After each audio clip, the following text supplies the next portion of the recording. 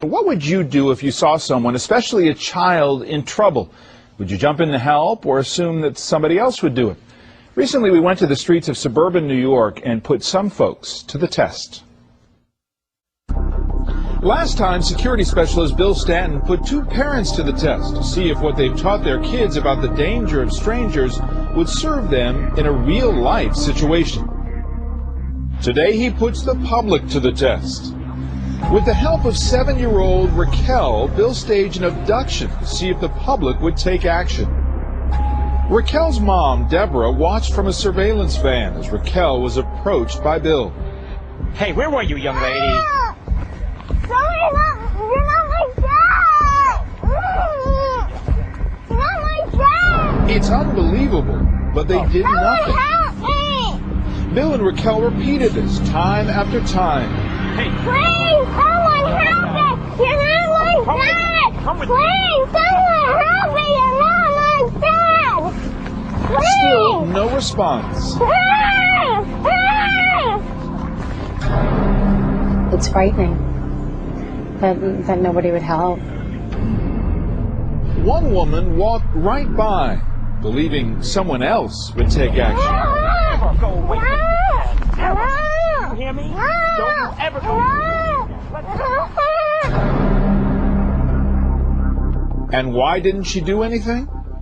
You think that someone else will take the blame, someone else will take the responsibility. A police sergeant on location to supervise was stunned. I felt it was unbelievable that people just didn't want to get involved. They'd look, they'd turn around, they'd see with a commotion, but they just kept on walking. They didn't want to get involved, in my opinion. Bill would have been long gone with 7-year-old Raquel. It took hours, but two men finally listened to their instincts. Help me! You're not my dad! Someone help me! You're not my dad! Someone help me! You're not my dad! Someone help me! You're not my dad! Someone help me! Oh, TV. Cops right there. Cops right there. Good job. She was saying, stop, someone help me, she's not my dad, he's not my dad. And I was like, first I thought she was being a little disobedient, but then you weren't saying nothing, so I was like, we gotta stop this guy. I parked the car and I just ran over to get him. Yeah, I was gonna take him down, man. Yeah, it wasn't gonna happen. And I gotta tell you, all you guys were good. You spread out. Yeah. I wasn't getting away. No, you wasn't going. You guys weren't letting the bad guy go anywhere. That was amazing. I actually had tears in my eyes, but everyone ran out and I was like, oh my God, I couldn't believe that they did what they did. And you would expect more people to react that way. I think just people are afraid to get involved.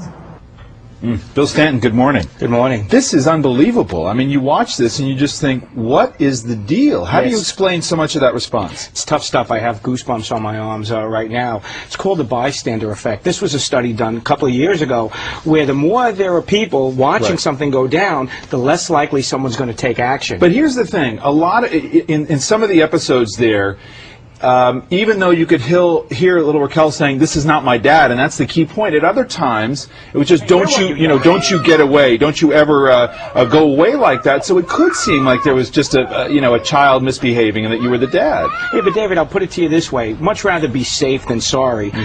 Second guess yourself, but at least point it out. Say something. Call 911. Right, but in other words, is a lot of that background noise for these people walking by, they think, oh, we've seen this 100 times, it's just a kid acting up? No, I think part of it is we live in a fast food society. Everybody's in tune with what they have to do. They see something going down, go proactive. Now, what about the people who are walking by, they think, okay, wait a minute, am I going to take this guy on? He's a big guy.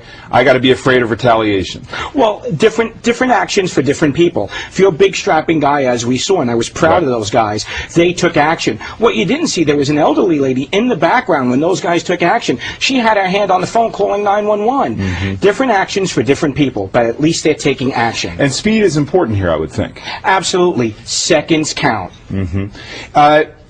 What should people keep in mind? You saw, again, I thought it was interesting that the two guys who ultimately charged you, their initial thought was, well, maybe this is just disobedience. But they kept listening. That's important, right? If your first instinct says, no, wait a minute, this is just a child, you just kind of keep paying attention. You bring up a good point. You saw how they watched me. They were monitoring. Once they felt sure, there wasn't even communication between the two of them, they took action. I was smiling, and then I got nervous. Right, exactly. And you say they spread out, they kind of moved in on you, and it was pretty clear that you weren't going anywhere at that point. Right, and you know about the new AMBER program that they have. And let's talk about that a little bit, because this is a new technology that's developed by the West Virginia High Technology Consortium.